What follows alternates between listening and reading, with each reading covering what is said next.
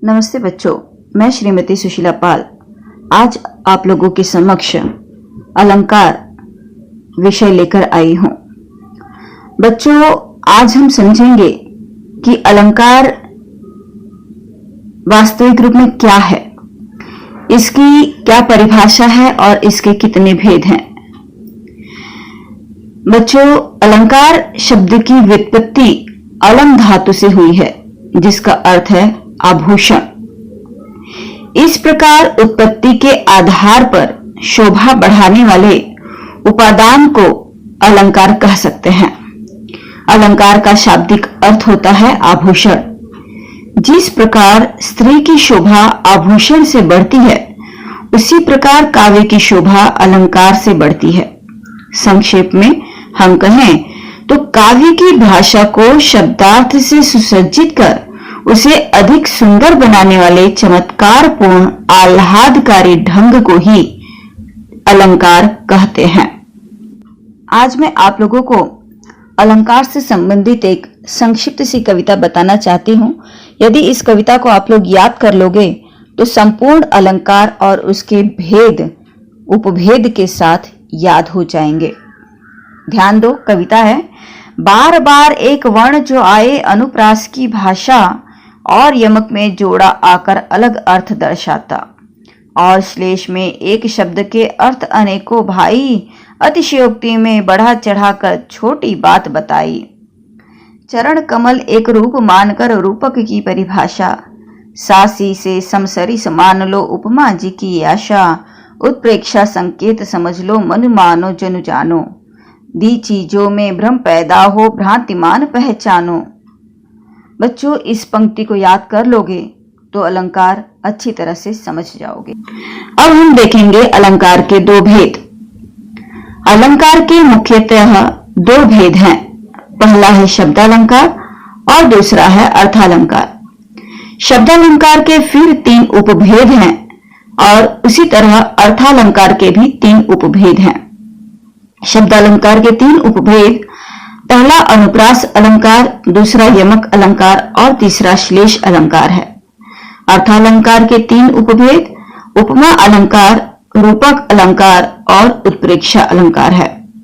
बच्चों, अब हम विस्तार रूप से शब्दालंकार और उसके भेद को देखेंगे।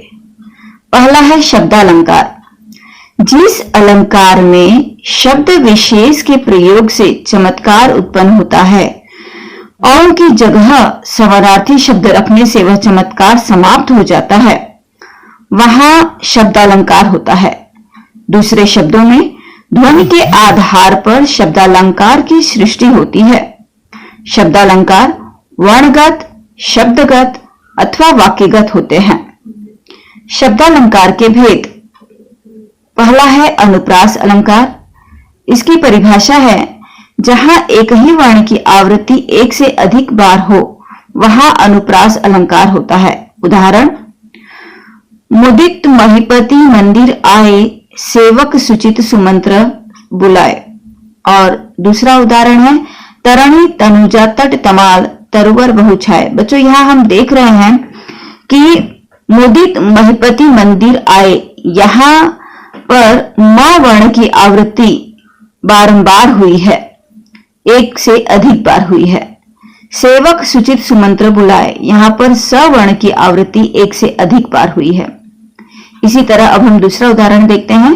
तरणी तनुजा तट तमाल तरुवर बहुछाए, यहां पर हम देखते हैं कि त वर्ण की आवृत्ति एक से अधिक बार हुई है। अतः वर्णों की आवृत्ति के कारण चमत्कार उत्पन्न हुआ है, फलतः यह अनुप्रास अलंकार है। दूसरा है यमक अलंकार। जहां किसी शब्द की आवृत्ति भिन्न अर्थ में हो, यानी शब्द की आवृत्ति होते ही उसका अर्थ भी बदल जाए, वहां पर यमक अलंकार होता है। उदाहरण, काली घटा का घमंड घटा। यहां घटा शब्द की आवृत्ति दो बार हुई है। पहली घटा का अर्थ है बादल और दूसरे घटा शब्द का अर्थ है कम होना। है कनक कनकते सौगुनी मादकता अधिकाय, वा खाए बोराय जग उही पाए बोराय। यहाँ पर कनक शब्द की आवृत्ति दो बार हुई है। प्रथम कनक का अर्थ है धतूरा और दूसरे कनक शब्द का अर्थ है सोना। तीसरा है श्लेष अलंकार। श्लेष चिपका हुआ होना। जहां एक ही शब्द से अनेक अर्थ लिए जाएं, वहां श्लेष अलंकार होता है। बच्चों, यहां कहने का तात्पर्य यह है कि शब्द एक ही होता है और उस एक शब्द के एक से अनेक अर्थ निकलते हैं, तब वहां श्लेष अलंकार होते हैं। इस अलंकार में शब्द की आवृत्ति नहीं होती। उदाहरण, मंगन को देख पट देत बार बार। यहां पट देने का अर्थ दरवाजा बंद करना से है और दूसरे पट देने का अर्थ वस्त्र आदि दान करना से है, अतः यहां श्लेष अलंकार है। मेरे मानस के मोती, यह दूसरा उदाहरण है। यह मानस शब्द के दो अर्थ हैं, पहला मन और दूसरा मानसरोवर। बच्चों, इस तरह हम देखते हैं कि शब्दालंकार में शब्द की आवृत्ति हुई है। जहां शब्द के कारण चमत्कार उत्पन्न हुआ है, उस शब्द का रूप बदल देने से, यानी उसका समानार्थी या पर्यायवाची शब्द रख देने से चमत्कार खत्म हो जाता है। ऐसे अलंकार शब्दालंकार कहे जाते हैं। अब हम अलंकार का दूसरा भेद देखेंगे, अर्थालंकार। अर्थालंकार जहां पर अर्थ के माध्यम से काव्य में चमत्कार उत्पन्न होता है, वहां अर्थालंकार होता है। अर्थालंकार में शब्द विशेष के कारण चमत्कार नहीं उत्पन्न होता, वरन उसके स्थान पर यदि समानार्थी शब्द रख दिया जाए तो भी अलंकार बना रहेगा, कारण यह चमत्कार अर्थगत होता है। अर्थालंकार के भेद, पहला है उपमा अलंकार। जहां अत्यधिक समानता के कारण किसी वस्तु या व्यक्ति की तुलना उसी जैसे किसी प्रसिद्ध वस्तु या व्यक्ति से की जाती है, वहां उपमा अलंकार होता है। उदाहरण, नवल सुंदर श्याम शरीर की सजल नीरद सी कल कांति थी। यहां उपमान नीरद समानतावाचक सी, उपमेय कांति और समान धर्म कल है। यहां श्याम शरीर की कांति को नीरद के समान बताया गया है।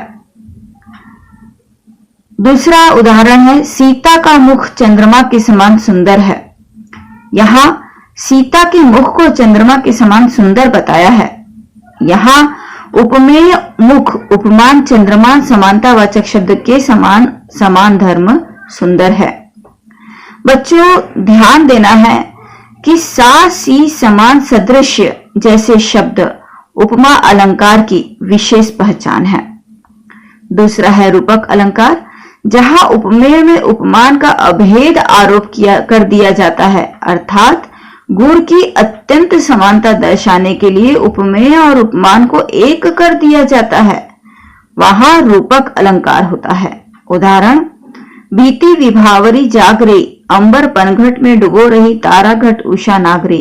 यहाँ अंबर, तारा और उषा जो उपमेय है, पर क्रमशः पनघट, घट और नागरी जो उपमान है का आरोप किया गया है।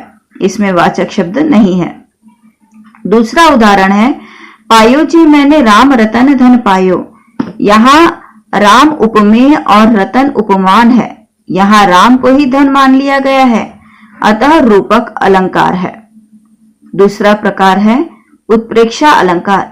जब उपमेय में कल्पित उपमान की संभावना प्रकट की जाती है, अर्थात प्रस्तुत में कल्पित अप्रस्तुत की संभावना की जाए, तो वहां उत्प्रेक्षा अलंकार होता है। उदाहरण, कहती हुई यह उत्तरा के नेत्र जल से भर गए।